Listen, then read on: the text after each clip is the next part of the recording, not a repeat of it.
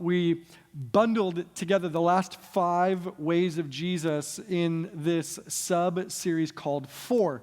And if you were with us last week, we kind of unpacked the whole thing like a brand new car. Like that's kind of like we pulled the cover off the top of it and just talked about how for the next 5 weeks we want to talk about the ways by which we think God is inviting us to declare what we are for. To be for our church, to be for our community, and to be for California and Baja California, as the Lord has provided much ministry opportunity through each of those kind of 3 lanes. And this week, we'll be talking about the second way we are for, the way of illumination. There's 2 very interesting things that Jesus points out in the book of Matthew. But before we get there, I want to tell you about an individual by the name of Thomas Edison. Thomas Edison was a relentless inventor. He is credited with just shy of 1,100 patents in his lifetime. I think his first patent at the age of 15, like what the heck was that kid doing with his time? But at age 15, he started his first patent, which was lending an enhancement to what is now like the modern day record player. So the reason why you can play sound audibly, not just in like a tiny speaker, but one that would like project in a car, or that would play in your backyard, or a speaker that you hear at like a sporting event, is because Thomas Edison's intelligence being lent to the field of sound. Pretty awesome. A second major invention from Thomas Edison was enhancements made to the telephone. So he was like core part of the development of the telephone in its first iteration. But the thing that he's most famous for, the thing that he's most known for, is not the invention of the light bulb, but he made the light bulb accessible to the general public. He made the light bulb a commercial utility item. His invention of the light bulb came in 1878, and what made it so like revolutionary is that for all of society, lights came by way of fire. Fire was piped in by gas, or it was a wick and candle situation. And Thomas Edison figured out a way to design a bulb incandescent in nature, not like this LED one. This is like a foofy, like $9 one, whatever, where you could plug a bulb into a light receptacle, like a lamp or something of the sort, and when you plugged it in, electricity that ran through the receptacle to either a wall outlet or a battery source would allow light to now go where only limited light had been accessible prior. So it changes everything about the workplace. It changes everything about how people live and enjoy life in their home. It changes the way that modern like industrialization, like all of a sudden you had like burning the midnight oil was no longer like a literal thing, but people would change like their work habits, their life habits, because Thomas Edison's light bulb. It's so interesting. And what I think is the most interesting is that by design, it was created to not fulfill its purpose in and of itself.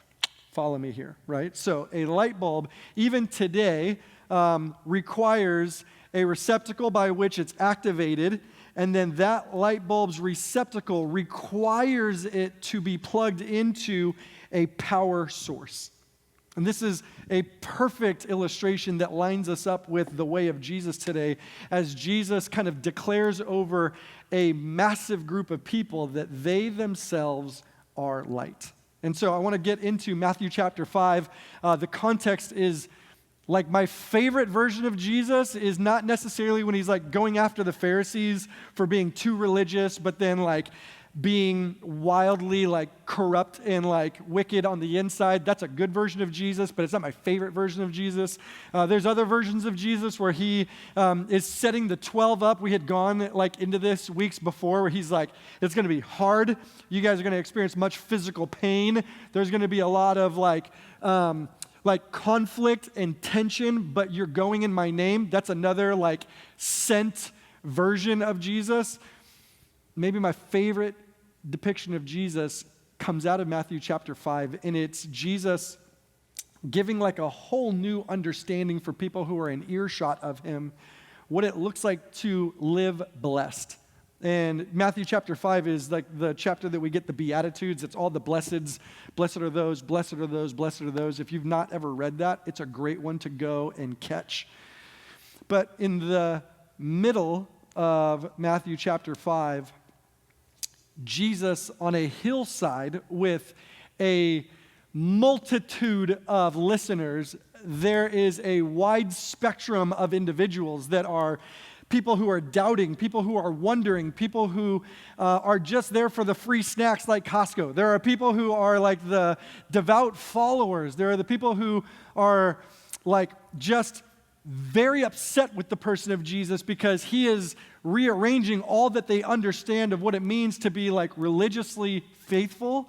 Jesus says very frankly to a room full or a hillside full of individuals, all in different phases and stages of their faith in him. He says, you know what you are? You all are salt of the earth, and you are the light of the world. And it's such an interesting statement, being that the audience was not like the varsity players in the room on Team Jesus. Does this make sense? It would have made super sense if this was like the upper room and these were the 12 that he knew were going to be the people who were going to endure much like torture, and eventually they would die. He would tell them like, you're my all-stars. But instead, a packed hillside of people, he goes, you know what you all are? I'm going to tell you this very potential statement. I love this about Jesus. I'm going to speak your potential over you way before you even realize it about yourself. You are the light of the world. And that was a huge statement because Jesus is depicted in the Old Testament long before he makes this statement to everybody in earshot. Jesus is known for those who are following his birth, his growing, his ministry. They know Jesus as the light of the world. So he's making this massive statement that you have given all of this to me, but I'm going to turn this back to you to show you your part in my much larger ministry arc and circle and story. And so, Matthew 5:14 through 16, Jesus says these words, you are the light of the world. A town built on a hill cannot be hidden. Neither do people light a lamp and put it underneath a bowl. Instead, they put it on its stand, and it gives light to everyone in the house. In the same way, let your light shine before others, that they may see your good deeds and glorify your Father in heaven. Good things about Jesus in this story. One, Jesus is going to tell a spectrum of individuals, even if they don't believe it themselves, that he has belief in them about the role that they play in his good news. You are the light of the world. Now, in Scripture, we know like that the book of Matthew is not written to you. It's not written to me. It's written to people who are wondering if Jesus is for them according to their like religious upbringing. Matthew in particular, a Jewish tax collector, is going to pen chapters for people who are wondering if their inconsistent life religiously qualifies to be in relationship with the person of Jesus. Now, what I love is that application can be like copied and pasted into your perception of whether or not you qualify into the category, which is being qualified to be in relationship with Jesus. Very much the same makeup of the people on the hillside would be the same people that would be in the makeup of this room, including me. I'm not like day one, hour one with the person of Jesus and all that he is saying about himself, but there are some of us in the room that are like in that very beginning first few steps of following Jesus. Then there's people who have been with him long, years, and they are very aware that he has been like putting them in places where they are understanding, oh, you have a plan for me. You have a purpose for me. You have like an expectation of me to be not just like a support system to your ministry, Jesus, but you're actually working through me to do the good work that you say that you've been purposeful about coming here and doing. And Jesus like opens the door and he says to everybody, you are the light of the world. That's what I love about this part of Jesus. The part that's challenging to me is the part that comes at the end of this statement. He gives like an illustration, right? You are like a city on a hill, unavoidable. Everybody sees it from all angles. That's by character and nature of the way that I'm going to place you into the scenarios, in the circumstances, in the places that you're going to be as human beings. People will see you. That's like illustration number one. Illustration number two, nobody takes a lamp and then they just shove it under a basket. That's dumb. He's like, that's not the point of why we have lights and lamps. What you do is you turn the basket upside down and then you place the lamp on it, and it helps everybody see with like the ability to erase hazard and to erase the unknown, to erase the fear that comes from darkness. You are like this lamp put on this stand. And it's like crazy that Jesus would know those people by intricate detail of their lives, the things they did on Saturday, the way they failed on Thursday, the way that they argued with their family on Tuesday, and still he's like, I know you, I know that, but you are still the light of the world. It's this wild qualifier in the person of Jesus. What's interesting is the way that he finishes this, and this is really the challenge for me, is when he says, let your light shine before others. This fights against my personal personality. In my teens and my 20s, like, put me up front. Yes, I love it. Even now, I'm like, I know this is my job. Like, my job is to teach the Bible. But I've been more and more and more of a person that loves to kind of sit back and just see and observe, like, what's going on.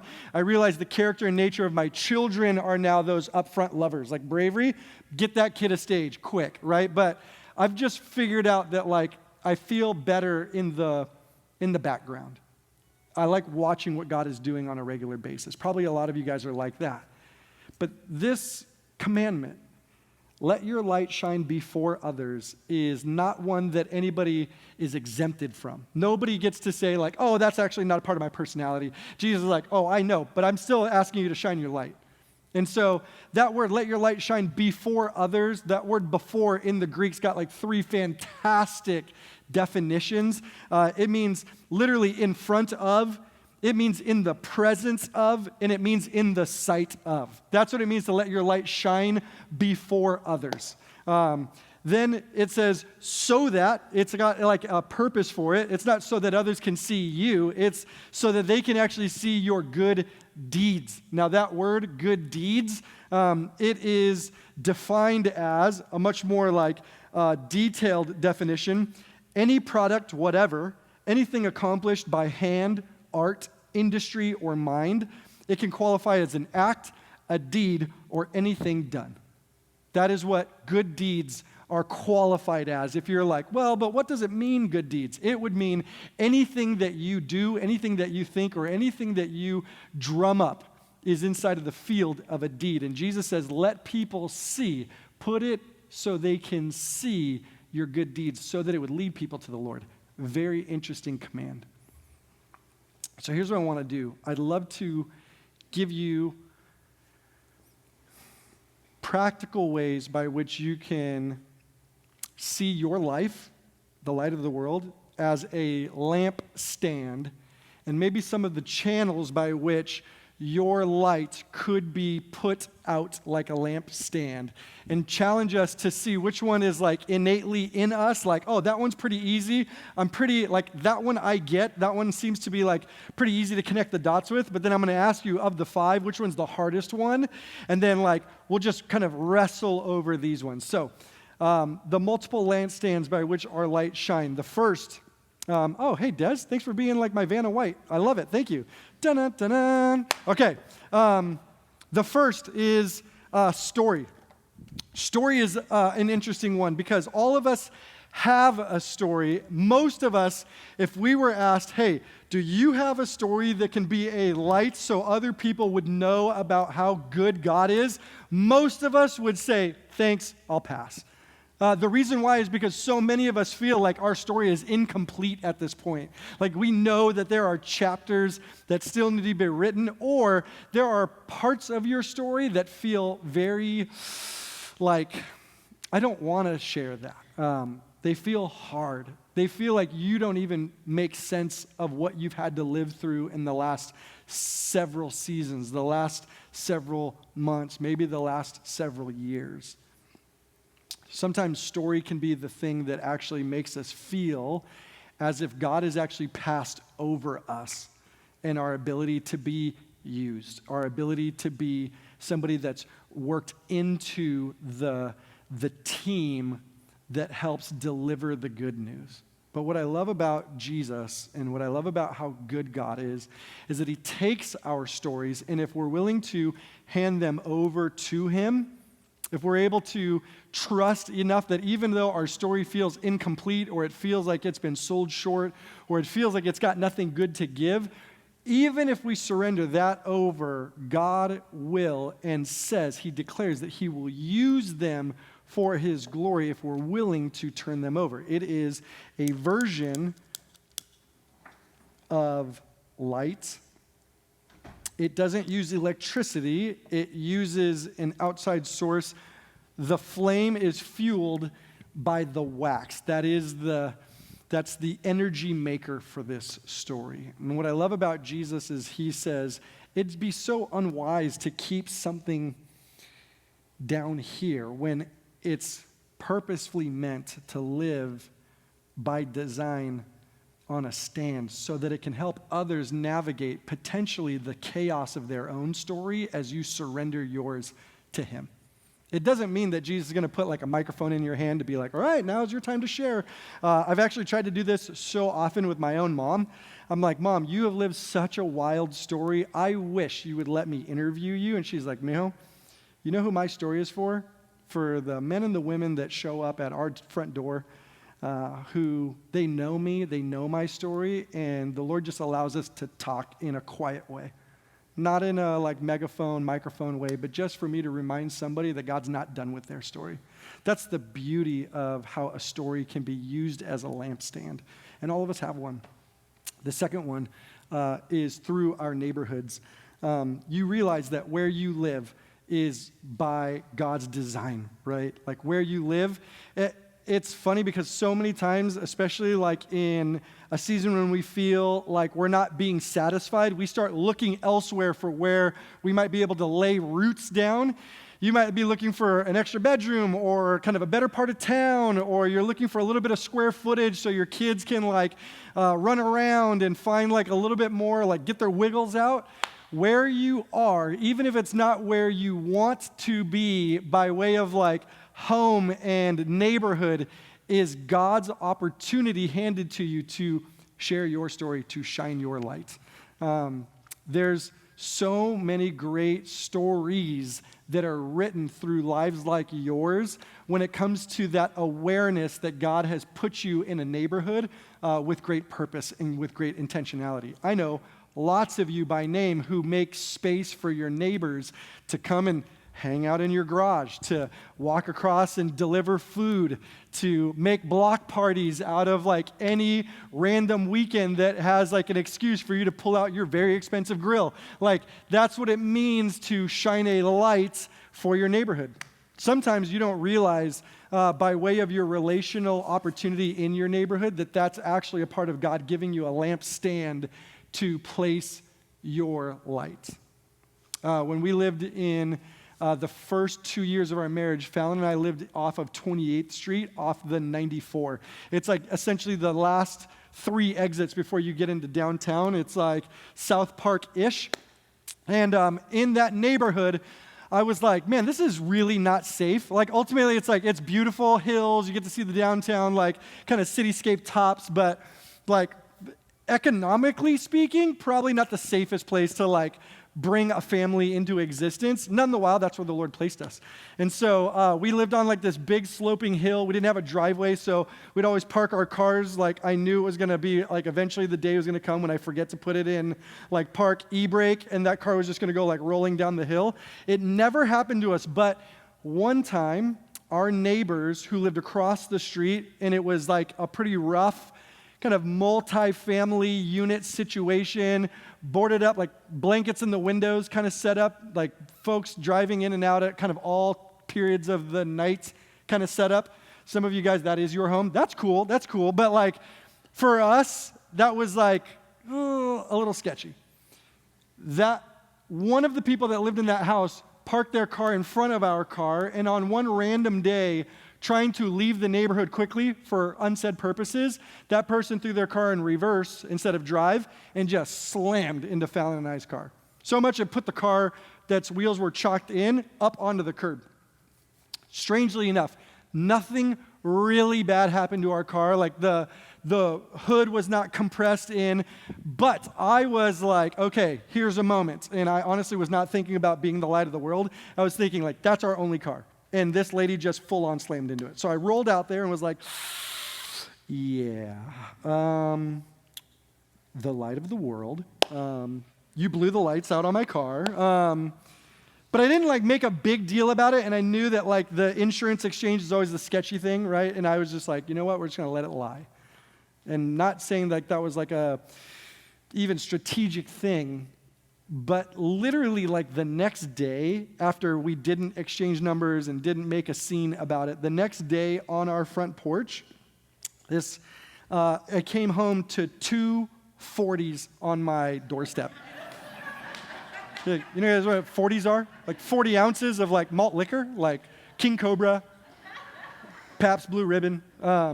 In Mexico, they're called like ballenas, right? They're like, right? So 2 of them, like just baking in the sun, right? They weren't even like, they weren't chilled on ice. They were just like hot.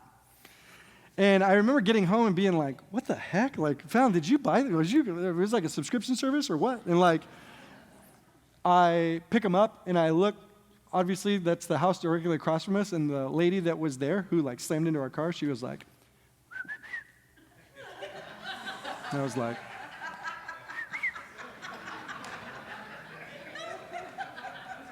it's the exchange of the hood, right? So it was crazy. It was like, you know, thanks for not freaking looking at my insurance that doesn't exist, right? That was what essentially like they were saying.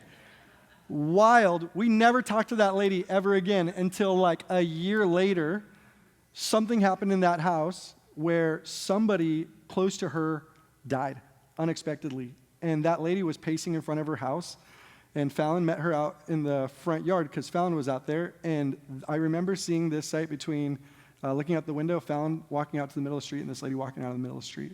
And they just talked about how hard it is to lose somebody you love. And I thought, man, how crazy that's a neighborhood expression. It wasn't like, well, actually, the book of Genesis says that every sin will have its like day in court, and like it wasn't anything like that. It was just being uniquely you, a light on a hill, not being like 40s, not in our house. It wasn't like that. It was just thank you, and I don't know what to do with this, but we're just gonna like be pleasurable in our neighborhood. That's what it looks like to be a light where you're at.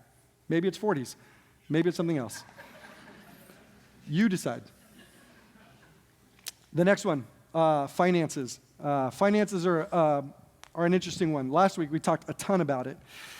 And if I was going to light a light about finances, I think it would look like this. It's like just not fun.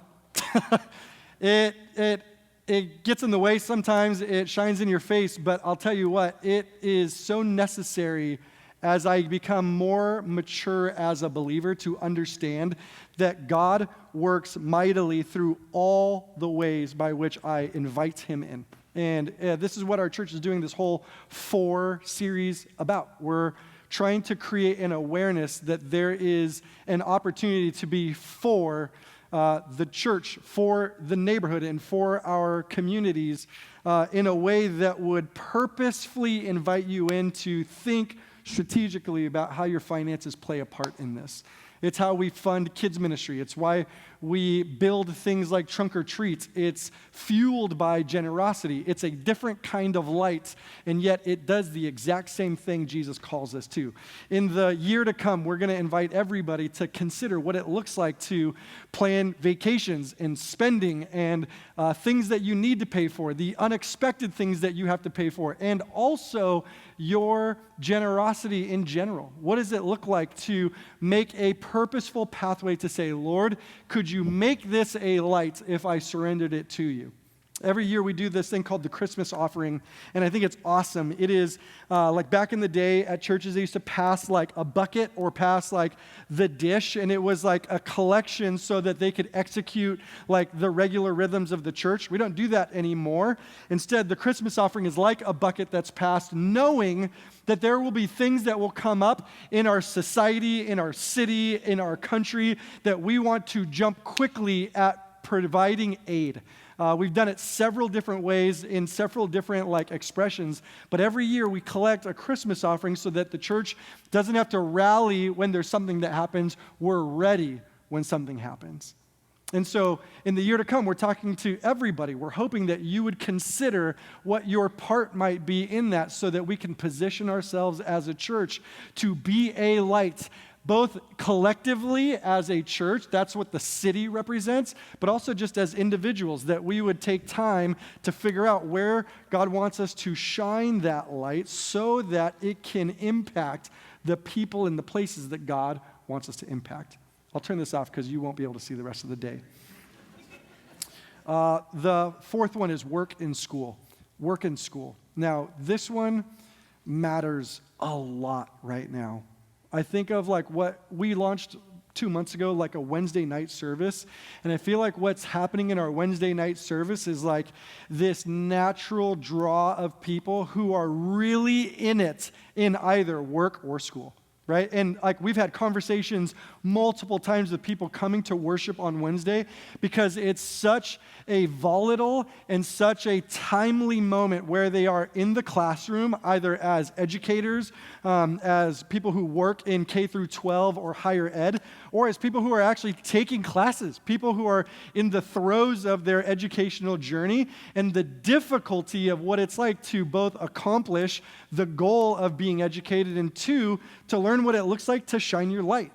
And so I think, frankly, like if you're a student or you're a college student or you're an educator, that light looks a little, I would say, like more orderly, but it's still absolutely necessary, right? Wherever you work and wherever you study, the Lord has given you a faith, and He's giving you a space by which you can respectively be filled with Him, and then you can just wait and patiently anticipate when your story might cross with somebody else's story.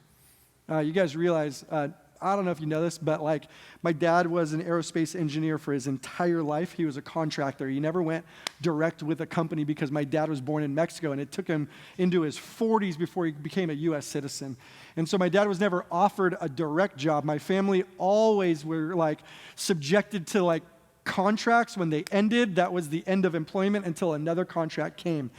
In the throes of consistency for my family financially, my dad met the Lord because somebody at his work prayed for his next contract on the last day of one of his contracts ending. Not a Bible study, not a guy petitioning, not somebody with like a big blow up Jesus like at his desk like doing that. It was just the insightful wisdom of seeing my dad hurting in his workplace and some guy saying like, hey, you know what? God's not going to leave you stranded. That led to like them meeting for lunch, them getting counseling, my dad getting like introduced to the Lord while my parents were separated at a time. My mom was being mentored by this guy's wife, disconnected strangely. That's God's work in the workplace. The question is, are you willing to let your light shine in whatever way God would have it be? I like this one's a little more like designy and like, oh, that compels me. This one is like, that looks like it could hurt me, right? But you in your workplace, you in your place of education, like God designs your light to be one that would be attractive, one that would be compelling. And how would you use that in the place that God has you? That's the question. That's work in school. The next one, the next two really are combined. It's church and it's relationships, right? Church is the city on a hill. It's what I pray every day that happens in this place, that you would feel like this is a place where you not only get fuel for your own life, for your own light, that you see the person of Jesus clearly as we examine him in Scripture, but you realize that you play a very distinct part in this community. That if you're not here, we're not as luminous as if you weren't here. And I'll tell you this with absolute clarity, I could care less if we have a big church or like a sweeping known church. I want you to know that God brings you here for a purposeful season. That it's not just to be a consumer, but your life, your story, your gifts, your like inclinations, the things that you're curious about. It matters in the garden of this church. I love that you could plant your seeds here. I love that there could be growth unique to your life in this community. It's mine too. My kids go to church here. My wife goes to church here. Our friends, we've invited friends in. We've made several friends that we've like started to do life side by side. This becomes the testimony, not just for the people in the neighborhood, but for everybody who's connected to you that knows that you're a part of a church in some way. My favorite story to hear in the lobby every single week is like, I've heard about you guys, I've never been. And when I turned the corner, I freaked out because there's no way that this kind of like community exists in like this steamingly like old and bricky building. Like this doesn't feel like it's congruent. And I go like, you'd be shocked at how jacked up the people are here, but we just love Jesus. Like we are a hot mess express, but I know everybody in some way, shape, or form believes that God is for them, and we find it when we get here. That's why Wednesdays are so like compelling to me right now. It is like students and adults and marketplace leaders. It's people just coming and like asking Jesus, show me that you're still for me and that you've got plans that go beyond my sight, my line of sight. Please, I need it. I need you to get through it. That's what it means to be the light in and at church. And then relationships. All of these lend to relationships. It's where we work. It's where our kids play. It's who we lead on teams. You know, it's the invitation to be a light amongst the people that God has put you in proximity to. Now, I want to show you what this looks like in context because Jesus says this. And it's not like he just throws it out there and everyone goes like, oh, that was a good talk. And then like they don't do anything with it. In the book of Acts chapter 2, you see the outworking of this for the people that were in the like earshot of Jesus' declaration, you are the light, you are the salt of the earth. He says to them, go for it. And in Acts, you have the entirety of the apostles now living in the wake of that calling. They are sent people doing and being exactly how God designed them to be, doing all the things that they love to do.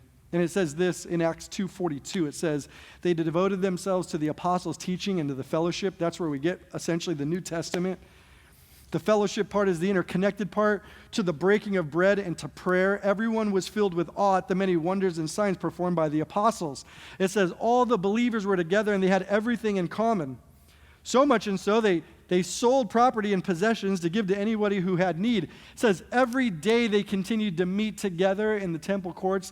They broke bread in their homes. They ate together. They were glad and they had sincere hearts, praising God and enjoying the favor of all the people. It says, and the Lord added to their number daily those who were being saved. I like that assignment. I can be uniquely human. I can open thy doors, I can break bread, I can share my breakfast burrito with somebody, I can make space, I can have a coffee, I can continue to gather in pursuit of knowing that God has something big, not just for me, but for all of us collectively. What I love about it is that it's a progression that leads to people hearing the good news. If you wanted to hear like the sermon in a sentence, it would be this: the good works that we can deliver, the good works that we can do, it leads to goodwill. People saying, oh, I'm fond of that. That was amazing. Thank you. I did not expect that. I appreciate that. Good works leads to goodwill, which allows you an open door to share the good news. That's what we hear in the book of Acts. Good work. Not good words. Words come later.